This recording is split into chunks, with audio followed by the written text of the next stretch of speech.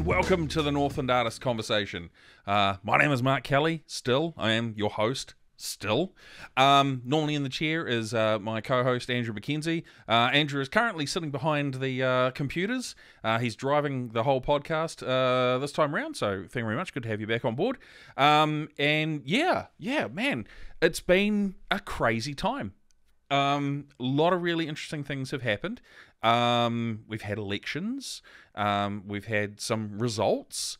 I guess they fell as they lay. It's been quite cool. Lots of really good information in the newspaper as well. Everyone in the Northland Artists Conversation team is keeping super busy at the moment. We've got some amazing podcasts coming up as well. Some really different people, which, for me, that's kind of the crux of why Andrew and I decided to start doing this, is to just meet different artists and talk with them. And in saying that, the artist that you're going to see or listen to next is just amazing. Josh Menheere, unreal.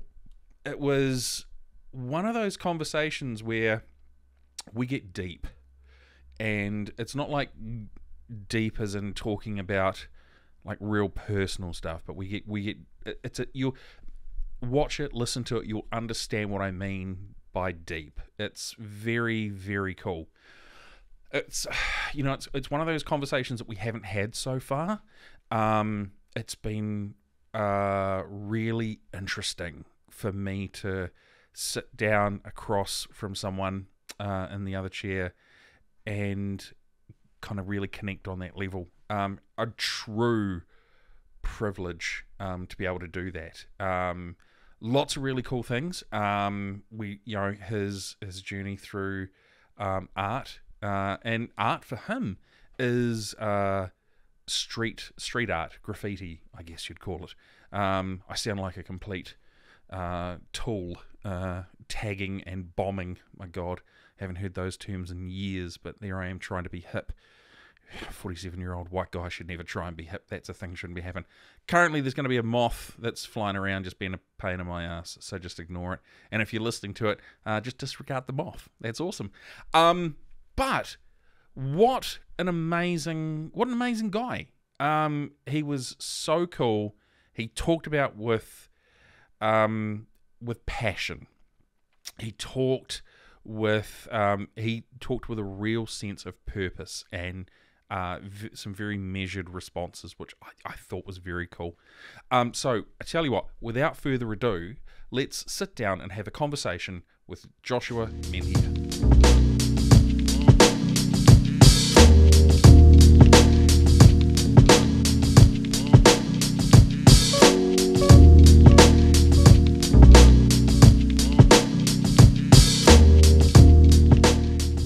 Joshua Menheere, thank you very much for joining us in the Five Elements Media studio today. It's lovely to have you here. It's great to be here. Thank you. You're welcome. Now, you're here today because how did we connect? How did the Northland Artists Conversation connect with you? I got an email from Marino. Yeah. You would have. So we have I love spreadsheets, by the way. I'll preface this. We have like a big spreadsheet of everyone that we would love to get on the podcast. So no doubt you were on that list. I got it. Okay, yeah. That's spicier than my side of the story, which is I got an email. Yeah. It's like I made it onto a spreadsheet. How did that happen? I know.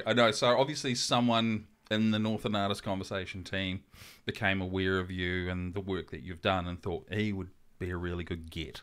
Right. So you will be episode 17 or 18 by the time this goes live. Okay. Well, not live, but by the time it goes out, available for people. So thank you very much. Really appreciate it. When will it be out? Yes.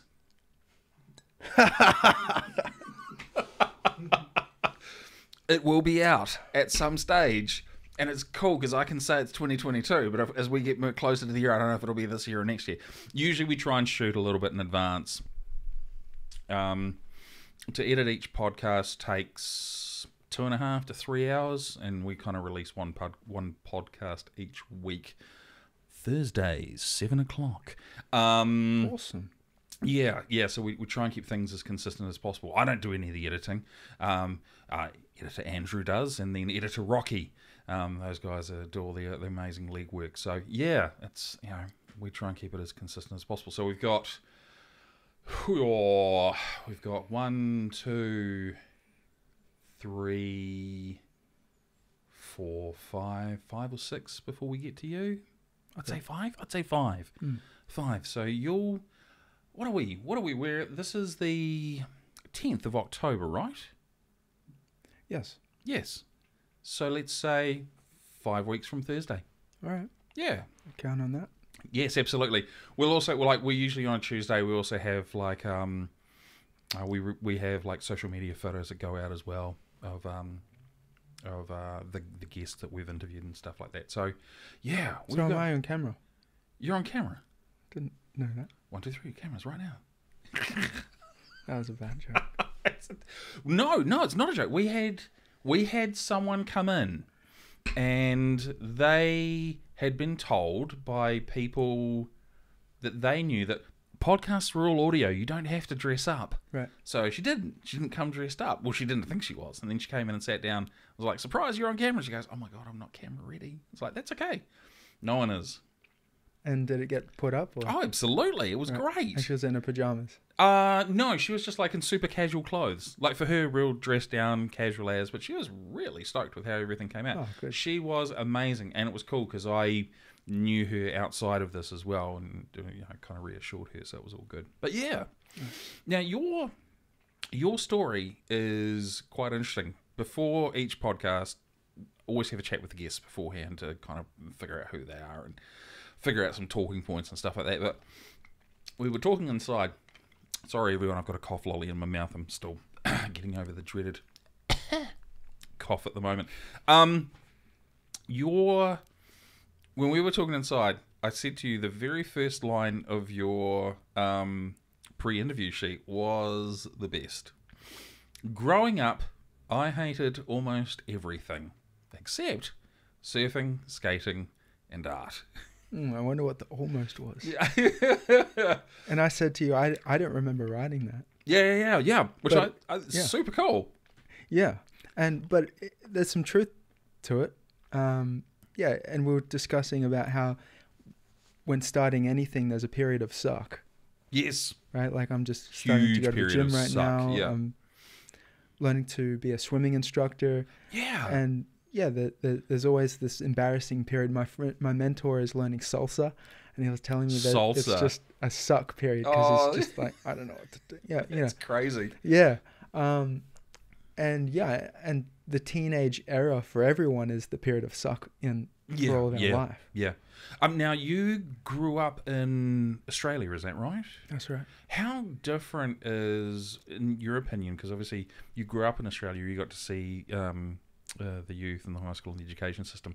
How different is that to New Zealand in terms of your experience versus your experiences here? Well, I haven't been... Yeah, it's a good... Because you obviously work with youth, right? Yeah, I do, but not much in schools. Okay, right. I'm about to embark on a project which I'll share more about later, called Murals in Schools. But my whole youth work career has not been much in schools. Okay, right. But I think it's just you can't really separate out Australia and New Zealand too much in terms of the way that teenagers are. I think teenagers suck no matter which country you come from. The teenage sucks. Yeah, the teenage sucks. That's right. Yeah. How was growing up for you then? Yeah, it was the suck period. For me, like I got bullied a lot actually. Really? Yeah. So did I. Yeah, right. Crazy. Crazy. Were you like the odd kid that just got picked on all the time, or? Well, one of the names I got called was Megahead. And it wasn't because I had a big head. It's because my hair gave the illusion of a big head. It was like I had an afro. No, stop just because of like I don't know. Just my hair was super thick and made this big. Did you look like the sixth member of the Jackson 5? I don't know what that is. You don't know the Jackson 5? No. Oh, crazy. I take it he has an afro? Michael Jackson came from the Jackson 5. Okay.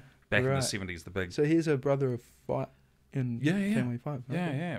Got it. 6 or 7? Definitely a huge family, but yeah. What number is he? Do you know?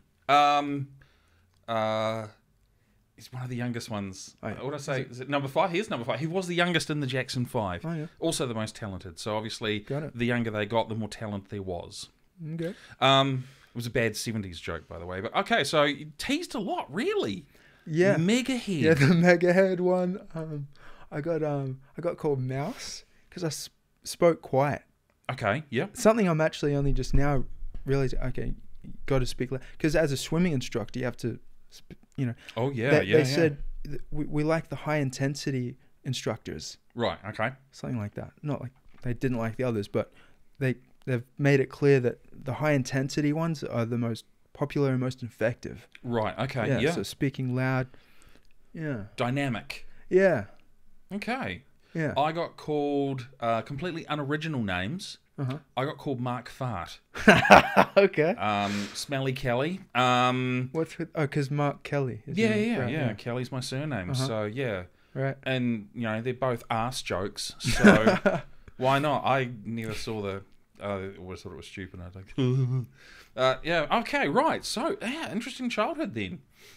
Now, when did your journey into art or being a creative sort of start for you? 2. Not like in this, I mean, you could say every kid draws when they're Yeah, I drew all toddler over and mum and dad's wall. Right, Man, does yeah. that make me an artist? you could say your creative journey started there. I could. And- Mum and dad were not happy. Right. And for me, it was like trucks, like counting the amount of wheels on trucks. Oh, when wow. Yeah, yeah. Whenever we're driving, I'll be like, oh, that one has 17 wheels or whatever. Yeah, yeah. And as soon as I got home, I remember, it was 17. So Would you draw. draw the trucks and then Yeah. the wheels out? Far out. yeah. So, okay, where did you live in Australia? Were you seeing like these really That big was in trucks? Perth, and my dad was a truck driver. My Oh, stepdad. wow. Stepdad, truck yeah, driver. Far out. Yeah. Man, WA. Yeah. That's a nice area to live in, right? That was alright. I only remember 2 years. So I was born in Geelong, a little bit Geelong's south on of the... Melbourne. Okay, yep. Yeah. Which is on the east coast. East Coast, yep. Never eat soggy Weet-Bix. Yeah. Well, South, East, West. Yeah. So like grew up. Well, I was from 0 to 2. I was in Geelong, and then Okay. we went. Somehow my mum met a truck driver from Perth Yeah. area, Kalgoorlie, Coolgardie. So we drove in a truck. Took 5 days from Wow. Geelong to Coolgardie Yeah. when I was 2, and then lived there for only, I think, 3 years or so. Okay, so you didn't really sort of start your schooling in Kalgoorlie. It's Coolgardie, but I sorry, think I Coolgardie, did. I think I Coolgardie. did go to school there. Okay, right. But I was pretty young. Mm-hmm. And I did start my art career there. Yeah. Korea. Yeah. Nice. Yeah. I got a sister over there with Okay. that gentleman, my stepdad. So, but then we drove back, Yeah. I believe, on a truck as well. Wait, so you went from coast then back to coast? Yeah, I think it was on a truck on the way back as well. Wow. Yeah, so that was far out. And then grew up on the Sunshine Coast, Brisbane, so Queensland. Right. Oh, nice.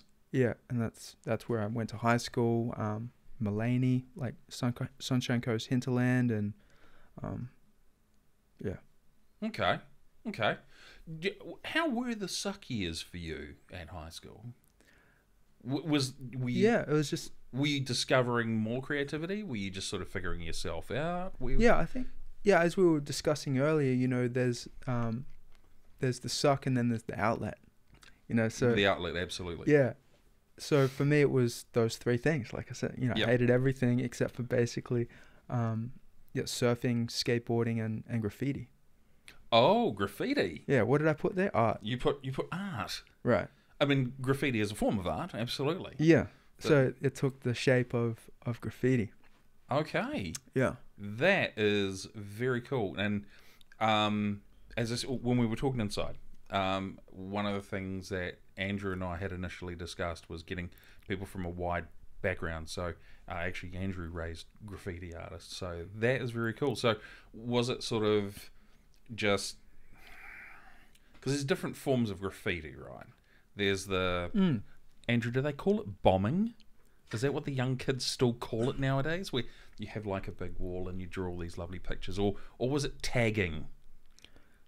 Tagging is bombing. Okay, right. And then like graffiti art is like when you have a big wall and you draw pictures. Okay, which one were you?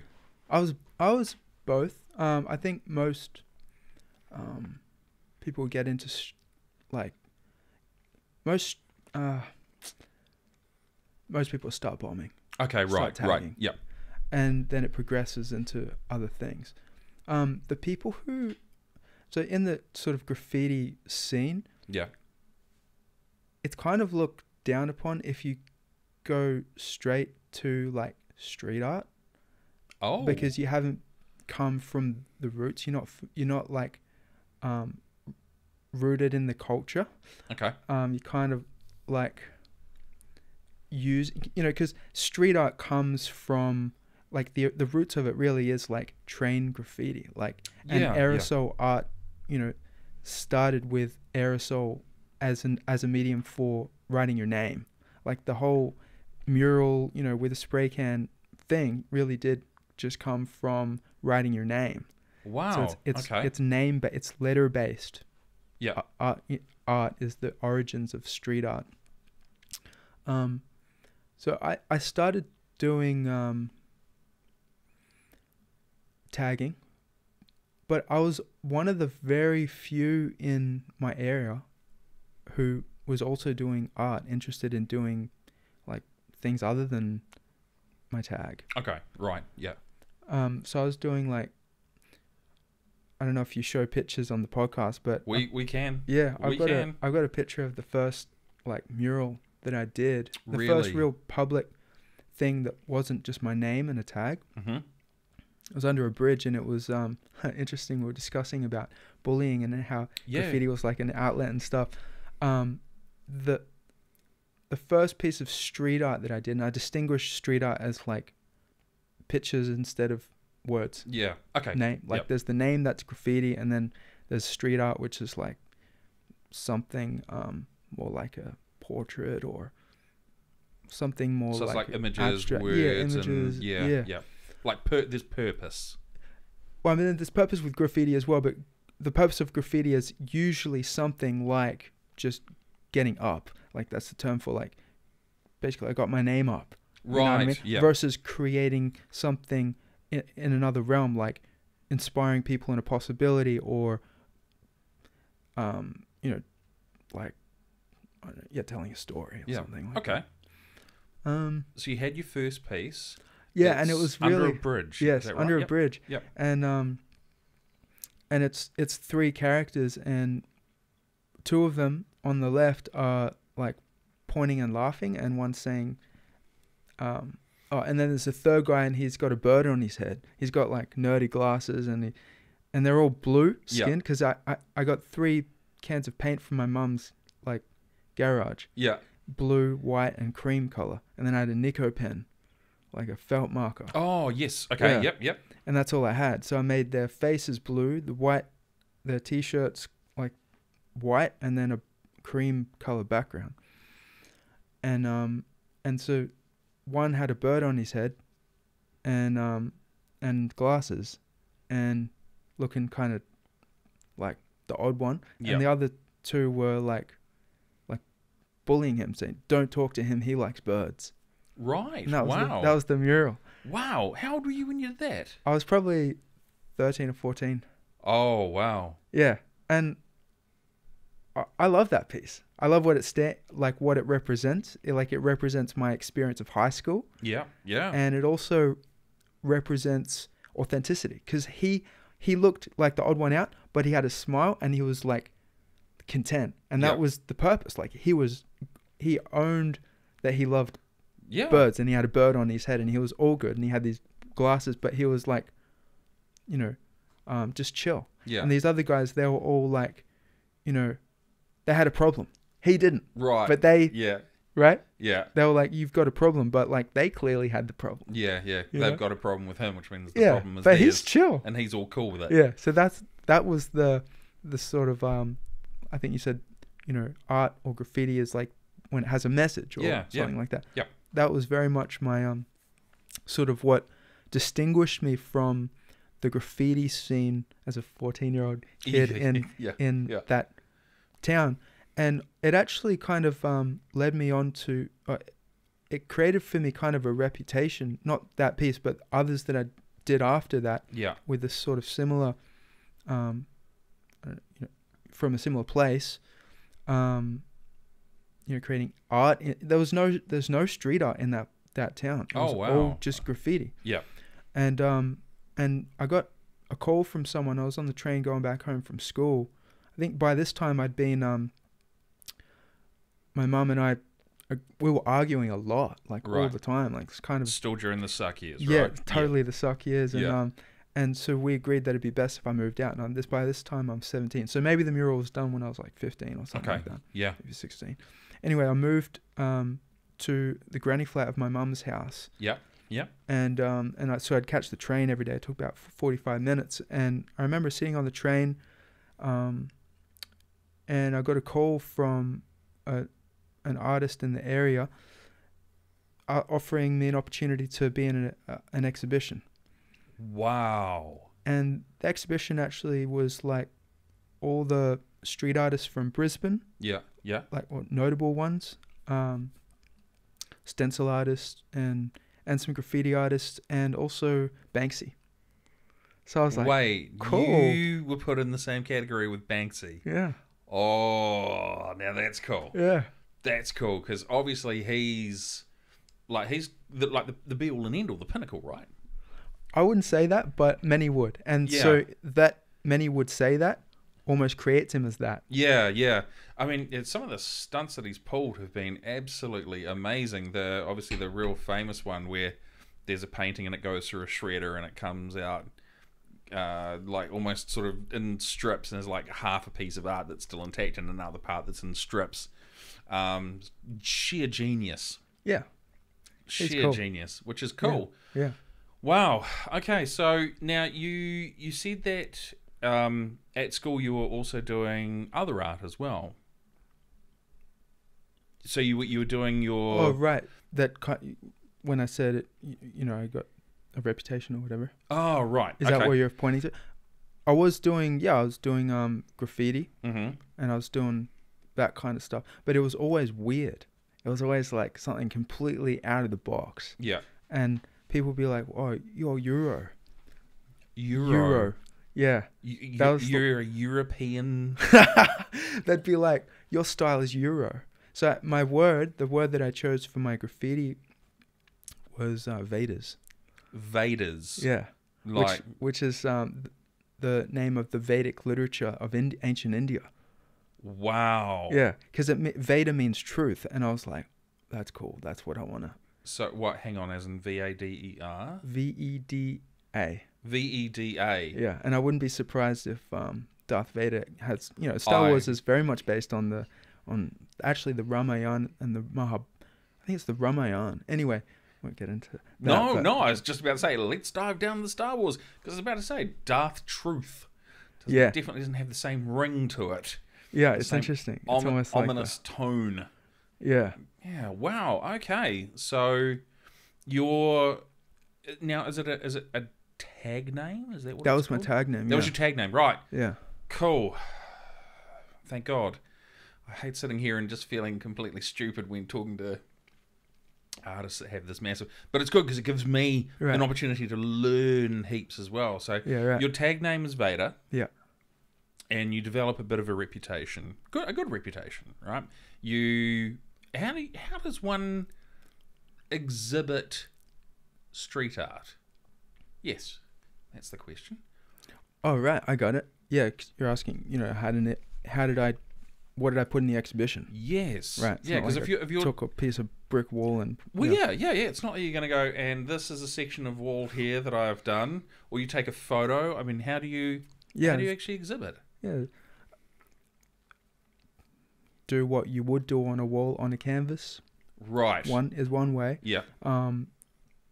Paint on the wall of the gallery, directly onto the wall. That's a good idea. That's very cool. It was called Urban Scroll, and it was at the Caloundra City Gallery, and there was a bunch of different ways that people exhibited. So there was like a graffiti wall, and like most of the artists went and bombed that wall.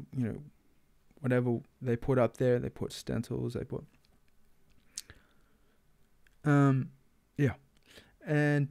and then there was canvases. I had a few spray cans that I'd painted.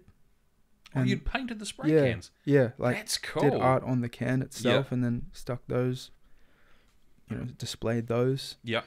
Yeah, it was different. I had a couple canvases. That's pretty cool. What an interesting way of doing things, though. Yeah. Like spray painting the spray painting cans. Yeah. Yeah, it was mostly work on canvas. Yeah. And then I had a few cans, and maybe there was some other things I can't remember.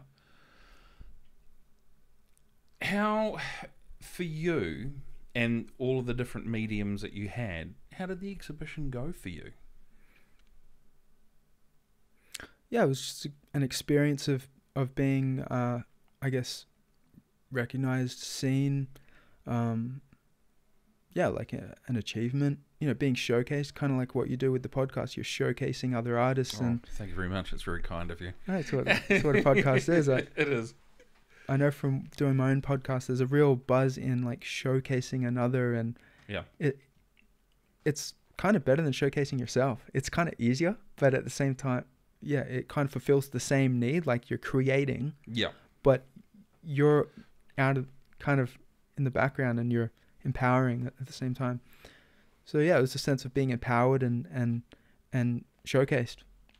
It was powerful for me as a teenager going through the suck years. It was kind of a real the suck years unsucky part. That would have been amazingly unsucky though. Yeah. Because does that give you as an artist, I don't know if validation's the right word, sense of accomplishment, that you're being recognized for the work that you've done? Yeah, for sure. And as a teenager, I think that was powerful too, because as a teenager, you're kind of like discovering your value and your values. And so it was an experience of discovering, okay, I've got something that's valued in the world, and like can be put alongside a Banksy piece. Yeah. Which is just value, which had a big price tag on it. Yeah, I imagine a few zeros. Yeah. But that's amazingly cool. Yeah. One of the organisations that proudly supports the Northland Artists Conversation is Creative Northland. I'm going to take just a moment to talk to you guys about it. Creative Northland have been absolutely vital in helping this project get off the ground through its infancy and all the way through to where we are now. We couldn't have done what we've done without their assistance. What we suggest is that if you're a creative person and you haven't heard of Creative Northland, we highly recommend that you reach out to them. Creative Northland, simply do a Google search. They're the top result. These guys are wonderful. They're all creatives in their own way, and they're all very, very well respected throughout the industry that they work in. They're very hardworking, absolutely committed and dedicated to helping the creative people throughout Northland, whether it be through simple things like starting up a project, all the way through to putting on like an exhibition, for example, all the way through to working out how they can start turning what they do into a business. It's all free advice. They give really, really good guidelines and helpful assistance to make sure that you, as a creative, are able to get the most out of what you do. Creative Northland, highly recommend them. Check them out. So you've been a teenager. You've had this amazing exhibition where you've had, you're suddenly feeling good. It's very life affirming. At what point do you start to proceed the next part of your journey, which is where you transition into becoming a monk? Yeah, cool. Because they're two very diametrically opposed things. Yeah, sure. Where in your life do you start that transition? And if I can ask, what leads to that transition? So, shortly after finishing high school, I was about 18 and I moved to Brisbane. Okay, yeah. The big smoke, wanted to get out of Nambour. Get away from mum. I guess you could say that, yeah. I mean, I'd already done that by moving out. But into the granny flat, yeah? Yeah. Which was also like, it was about an hour away and, I was living on my own. It was quite big too. It was a big place and, had the experience of being independent. But the whole area, the Sunshine Coast, had a real sense of smallness. Oh, okay. It occurred to me as like constricting and small-minded. Yeah, I wanted to go to the bigger city and experience, the world kind of. Yeah. So I went to Brisbane. The possibility of life. Yeah. Those are your words, not mine. The great words. Right. They're your words. They're amazing. Okay. So I moved to Brisbane, and the first place that I went, because the best thing that I discovered actually during high school, during those suck years, that was more of an outlet actually than art in a sense, or more of an effective outlet. Like art was the go-to thing. Yeah. But what really gave me another view of life was when my uncle introduced our family to, he just got back from India and he was like cooking Indian food. Oh, okay. Yeah. And I was real fussy at that time, but I tried this thing that he made. It was a tomato dal. Tomato dal? Yeah, it was dal with tomatoes. Yeah, okay. And at that time I was like anti-tomato. Right, okay. That was my thing that I was fussy about. If you're picky, why not? Yeah. So I was a fussy eater, and then I tried this thing and I was like, this is incredible. Really? Yeah. And I loved my uncle. He was like my father figure, mentor, the cool uncle figure who, that guide that we were talking about earlier. Absolutely. He was that person for me. Didn't have much contact with my father growing up. So he kind of was that figure for me a lot of the time. Yeah. That role model that you look to. Like that, yeah. Yeah, okay. Yeah. And so, I was kind of like, okay, if you're into this, then I'll give it a go. Yeah. Yeah. And it was amazing. And I was like, okay, I'm now open-minded, and I was no longer fussy from that point. And he introduced us to the Hare Krishna restaurant. So we all started going there sort of regularly. Like my mum would take us, and then I'd sometimes go and stay with him. And he lived in Brisbane, and we'd do the milk run. He was a milk delivery person. Oh man, early in the morning or the late at night? Yeah, early in the morning. Wow. So we're talking 12 a.m. You go to bed at 6 and you wake up, 6 hours, and then you go to the big freezer. It's a massive, acre big fridge, and with high, and you're scaffolding. literally loading the truck with everything, with all the milk crates and stuff. Yeah. According to the orders of the different cafes you got to go to and fill up, and the supermarkets as well, and and I'd go with him, and that's crazy. And then for breakfast, for breakfast we'd go get some pastries from a bakery or something like that, and chug down some chocolate milks that or iced coffees or whatever. I remember those. Yeah. Gotcha. Yeah. And then for lunch he'd call it Hurry Crunch. We'd be like, "Do you want some Hurry Crunch?" And I'd be like, "Yes." Hurry Crunch. Yeah. That's what he cool. called it. Yeah. And that was like the highlight of the whole thing, going to get Hare Krishna food. Mm-hmm. And so, yeah, when I moved to Brisbane, the first place I went to was the Hare Krishna restaurant where he'd take me. Where he'd taken you? Yeah. Cool. And I asked him, "Hey, can I do some voluntary work in exchange for food?" Because as a student, you want that kind of arrangement, you know? You do, yeah. Yep. Student food. Food's important. Yeah. Yeah. And I had actually done a little bit of that at the restaurant on the Sunshine Coast where we'd go as well. So I had a bit of experience of that. And I should mention actually that, you know, I was talking a bit about before how my mum and I we had a tense relationship, you know, Yes. the suck years, and it was mainly because of, you know, our relationship. Yeah. So my mum, I found out this sort of like much later, but my mum went to the guy who ran the Hare Krishna restaurant on the Sunshine Coast. We all called him Gunnar, and his wife was Vish. So Gunnar and Vish, they run this restaurant, Hare Krishna restaurant, and then they're also social workers in the court system. Yep. Okay. And so he's like a counselor or something. So knowing that, my mum asked him, you know, "What do I do about Josh?" And he just said, "Don't worry about Josh. Just send him to me." And him knowing teenagers and knowing how, you know, how it is, he just said to me one day while I was volunteering at the restaurant, "Hey, Josh, can you help me with an art project?" Like, rather than being like, cool. "Hey, you know, your mum wants me to fix you." Yeah. Your mum says you're broken. It's time for me to fix you now. Yeah, right. So it was actually more impactful than the art exhibition that I shared about earlier, because he was like asking me to be like a consultant. Yeah. Like, "Can you help me with an art project I'm doing?" Yep. And it was not really an art project. It was actually like, it wasn't anything to do with what he said it was. It was about being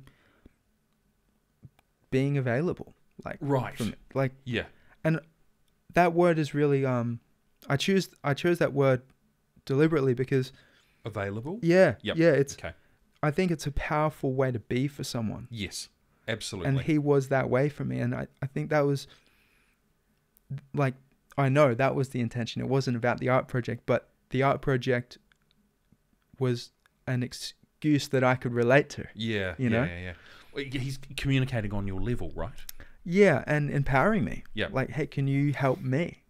Right? Rather than, "Hey, you need help." Yeah. His name was Gunnar. Yeah, we called him Gunnar, but his name was Gunnarnava. Gunnarnava. I'm gonna. That's right. Just say Gunnar. Gunnar. I was gonna say, because I'll butcher that till the cows come home. Now, you earlier said that you work with kids as well, and you're a youth worker, and you do art. Do you think that you have, in some ways, become Gunnar? Yeah, and I'm like, as you asked that, I'm like, yeah, well, like, I know that. I'm present to that. Because there's massive parallels there, isn't there? Yeah, and I'm just like looking, did I do that intentionally, or did I discover? It was kind of like at some point during my, you know, pursuing my interest in that field of like working with youth and doing art, that I realized this is what. Yeah. So it was very much a natural thing, and then also it became a very deliberate thing. Yeah. What I'm guessing is probably there was a part of your subconscious that kind of identified with how Gunnar had been with you and had worked with you and had nurtured you, and then as your journey through life goes on, you start doing these little bits and pieces, and then suddenly your brain connects the dots and goes, well, wait, what I'm doing now for these kids is what happened to me when I was Yeah. younger as well. And now, as soon as you make that awareness, it becomes a much more conscious decision. I'm guessing. Yeah. Yeah, it's very much like that. Sometimes I've thought, like, how do I do it more like he did it, because he did. It was just incredible, actually. Like, he never taught me anything, or it was never like an agenda, Right. or at least he was really good at having it occur as something like more of an opportunity, which is powerful. If you have an agenda, but we all have an agenda. Yeah, absolutely. But when you create it as an opportunity for someone, then you get to fulfill on your agenda. So his agenda was like, to be of service and a contribution to me and what I was up to and to my life and the quality of my life. But it occurred to me as an opportunity for me. He becomes available. Yeah, he availed himself to me, and his presence, like the best, that's what I've been getting lately, actually, is that,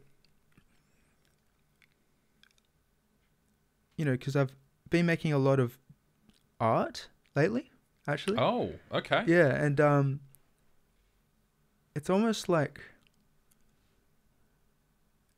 it's been very much an outlet, probably because I'm a little bit stressed lately about moving house and looking for new job as well. Yeah, new job and a lot all of that stress there too. Yeah, so been making a lot of art, and the conversation I've been for myself has been very much like, what am I creating, and how is it going to be used, and in the world. And I just made a piece for the Rugby World Cup. It's for the scrim, as an illustration to go on some scrim around a construction site on the waterfront, and that was cool. But I'm like, what is my real gift? That's become important for me. Like, what is the gift that I'm giving? Like, I want to be spent at the end of my life, like just spent, I gave, my gift. And so I'm like in a conversation for like, what is my gift? And as I churn this topic for myself, and be in that conversation and be in that inquiry, I'm discovering that it's actually me, not what I make necessarily. Yes, absolutely. It's my presence. Yeah. It's my availability for people. And my interest in them, my concern for them fulfilling on what's important to them, and basically just loving on people. And that's what he did. Yeah. It's really interesting you say that. We've had a number of guests here now, which has been really, 17, really good. right? 17. And one of the real common threads has sort of come through is that art, I got to make sure I get this right. When you're expressing yourself through art, it's more identifiable and relatable if it's personal. Now, if you're putting 100% into whatever project it is that you're doing, you can't help but channel some of your own life and being into the work that you're presenting. So even when you're creating for something like a scrim for the Rugby World Cup, you are still giving of yourself in a two-dimensional, three-dimensional space. Very true. So when you're being available for people and you're doing art as well, you're essentially giving in multiple ways. Powerful. What you do is powerful. That's very powerful. That's a huge way to be. That's super cool. So, how do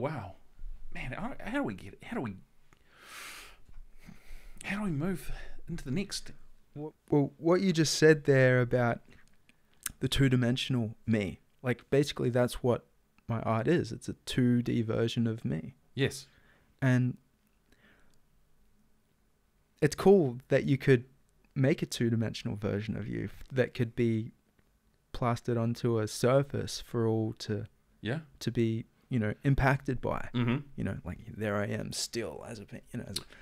And for people to judge and critique and evaluate and offer feedback, or be inspired by. Absolutely. Something that I really got from doing my work with Landmark Education was that they have this certain art style all around their building in Melbourne, and I asked them, what's with the art? Like, why is it the way that it is? Like, it's very simple but abstract. Okay. Has a certain style to it, and I was like, what's with that? And they said, well, art is usually a story, yes, or a strong suit, which what she was pointing to there was that it's like a way of showing off, like, hey, check this out, it's a strength. So like, it's kind of, art is usually like, check out what I did, or check out, my past and the story that I made, like, it's kind of some meaning that they added. Yeah, check out my mad skills and here's the story behind it. Yeah, or, like, here's my mad skills and it's just about the mad skills, or like, here's a piece it's like an expression of their mental goings on, like sadness, or, joy. Political commentary, or whatever. And nothing wrong with either of those genres of art, or forms of expression. And then another person who was there in the conversation said, or a possibility. Oh yeah, that's a good one. So art can be either, it can often be, I don't know if maybe there's another category, but I categorize art into one of those 3 categories. Yeah. It's a story. Yes. It's a strong suit, like, check out my skills. Yep. Or it represents a possibility. Yeah, nice. Right? And like, so I don't know how we got onto this, but if I am being possibility, then the 2D version represents a possibility. Yes, absolutely. Right? If I am being a story, I'm walking around as a meaning-making machine, which is what we all do as human beings. We're great at it. That's kind of what it means to be human. Yeah, absolutely. Right? Animals don't really do that so much. Not at all. Something happens to us, and then we make a meaning out of it, and we think that that's what reality is, right? So we're all walking around in the same space, but with completely different contexts about it. Yeah, absolutely. Right? Yeah. And then if you're being that way, then your art can only be that too. Yeah. Right? What we create can only be as much as we are. Yeah. We can't create something from anything other than what we are, or who we are being. Yeah. No, it's amazing. So possibility. Yeah. So your art journey has been filled with both availability and possibility. Yeah. Well, let me look. When you create that, what do you mean? The reason I say that is, as you when you first started, man, you started out bombing or tagging, and then you moved to street art, and then you had your journey of discovery, and you went off and became a monk, which we didn't really get to, but that's okay. And then you've been creative all the way through. But to me, it sort of sounds like as you've gone on, you've found more availability for people, and you've seen more possibility in life in general as you've, I guess, gotten older, gotten a little bit more life experience under your belt. Sounds like if I can recreate you recreating me, it's like the art that I'm now creating is more about making available a possibility. Yes. Right. Yeah, totally. Yeah, that's a powerful way to contextualize my art. making possibility available. Yeah. Yeah, and that's because that's what I'm committed to. Like, I don't want to simply be a meaning making machine who only makes available, humdrum experiences. Yeah. Based on, it shows up, like what you're committed to and what you are shows up in what you say. Yes. And what you create, right? Like speaking is an extremely creative act. Yes. Right? Well, yeah. We're in a podcast. Yeah, we're creative. Absolutely, we are. Yeah. And so, I'm committed that my speaking is always creative. Yeah. Right? And I'm committed that my painting is always creative, and it's creating possibility, and it's making available, same with my speaking, possibility. Yeah. Yeah, that's what I'm committed to for my speech and my painting. Nice. So yeah, thank you for pointing me to that and presenting that for me. Yeah, you're welcome. I think one of the things I find most interesting, having obviously sitting and talking with you now and having talked prior to filming, is you have a very deep connection with who you are as a person and the work that you present. Has it always been that way? Were there times where you went, I'm just going to get something out for the sake of getting it out? Or are there moments where you've gone, this piece is going to take a while because I need to have a deep resonance with it? I get what you're saying. I think there's no bottom to the ocean of consciousness. Like, I think I'm rarely at the source of why I do something. Okay. You know? Yeah. But I have become more sourceful over time. Yeah.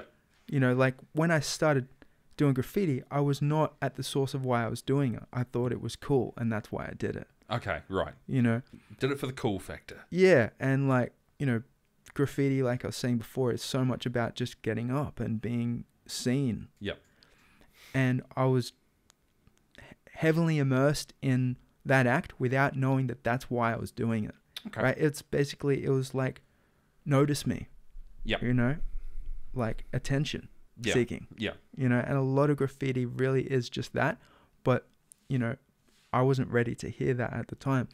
And now I'm like very much in the discovery of like how to do graffiti not from that place, and how to not do anything from that space. Do everything from, like I was sharing before, a space of giving. Right? Yep. Specifically creating possibility in the world. Now you're in a place in your life where you're in a good place, in a good space. Suck period, well, the big in-depth suck period's over. You have the little hard, small suck periods when you make new transitions in your life. And you're releasing art through the Rugby World Cup, as you were saying, through the scrims. But you've also got something else that you're working on that you spoke about right at the start, which to me, I get the feeling you're super passionate about. So talk me through what that is. Thank you. Yeah, it's called Murals in Schools. Yeah. And it's my way of really giving my gift to young men, the gift that was given to me by Gunnar, which is being available for young people as a mentor. But because unlike Gunnar, like I'm a passionate artist, right? Like he was a passionate people person and passionate man, and mentor figure. And he was, probably 60 or so when we had those conversations on a Wednesday. And I should say about that we also had Kai together. Nice. Yeah. Okay. And that was powerful. It was an opportunity to connect more and just be together. connecting through food Yeah. is so amazing when you break bread with someone. Yeah, It's extremely powerful. absolutely. Yeah, and so murals in schools is very much about connection, Hmm. you know. And at the end of it, there's a mural. So what it looks like is over a term, once a week, my wife and I go and workshop around a possibility that could be painted on a wall Okay. at the school. Now, is it a set school? Is it different schools? Where can sort of people find an interest in this? Any principal who's interested in having 6 of their young people Yes. participate in creating a mural for their school can just hit me up. Okay, and Editor Andrew will put some information on there for people to grab. I think that's really important. Sure. Super important. So, what school are you starting with? At this point, we're in a conversation with a school in Carmo. That's exciting. Yeah. And Carmo. Yeah. Totally. That's very cool. So hopefully you get the green light and you get to go ahead with that. Yeah. Is it something that you will continue with that school each term if possible? No, it's like It's a one and done. at this point that's what I'm saying. Yeah, that it's a over a term, which is like 8 to 9 weeks. Yes. Once a week we'll go for 3 hours, 12 to 3, and workshop, and then by the end of the term, Mm-hmm. there's I hope a big mural on a wall that's like highly visible and that 6 young people totally did, and I just helped them. That is very cool. Have you sort of gotten any press behind you or anything like that? Just this. This so far. Yeah. Wow, that's really cool. So it's almost an exclusive. Yeah, sure. Thank you very much. That's amazing. Well, there you go. Josh, thank you so much for coming in today and sharing your wonderful story, amazing philosophies that you have. You know, each of these podcasts for myself, who gets to sit here in the chair opposite the guest, and for the team of editors, and then the people watching, it's always an exciting journey to hear other people's thoughts, opinions, feelings, where they've come from, where they are, and where they're going. So thank you so much for coming and choosing to share yourself with us today, for being available. It's super cool. Thank you, and I acknowledge who you are for the artist community, and who you're being right now for me, showcasing me and allowing me to have a platform to share what I'm up to. That's very cool. We're super excited. So hope it all goes well. And look, we'll be in touch, and would love to have you on again. That'd be cool. Awesome. Thank you. Very cool. Well, there you have it. Josh Menheere. Man, I don't know about you guys. As I said in the start, a really deep conversation with a guy he talks in such an honest way. He talks about being bullied as a kid. We share nicknames. We talk about both being bullied. He talks about finding street art, and then but how cool is that, being exhibited alongside international, and I do mean international artist Banksy, in the same exhibition. I mean, for a kid in their teens to have that happen, boy, that's very, very, that's not only very cool, that's also very satisfying and very validating as an artist. Talking about his journey through art and the sort of deeper connection that he has with it. I thought that one of the really interesting things that I liked is that as he's talking, we're sort of making these discoveries along the way, and there's just some super cool things. He talks about one of his mentors, Gunnar. Now Gunnar just sounds like this incredibly cool guy. He kind of sounds like he'd be my father now with my age, but if I was a teenager, he sounds like someone who would have been like a cool granddad, and that's awesome. Talking about his uncle as well, being a strong male role model in his life. There's just so many good things, so many interesting little takeaways out of that as well that I really liked. And I hope you enjoyed it as well. It was deep. That's the word I'm going to go to with this podcast. It's just deep. And that's it. And speaking of deep, if you want to get deep with the Northland Artists Conversation, you can check out our socials. For visuals, we have Facebook, YouTube, and Instagram, and they are Northland Artists Conversation. For audio, if you want to find our podcast and have a good listen, you can find us on Spotify, Apple Podcasts, and Google Podcasts, all under Northland Artists Conversation. And if you're an artist and we don't know about you, we want to hear from you. Now, you can find a way to contact us by emailing us hello@northlandartistsconversation.co.nz. Super cool. We've got some really cool people coming up, so we'd love to get as diverse a range as possible.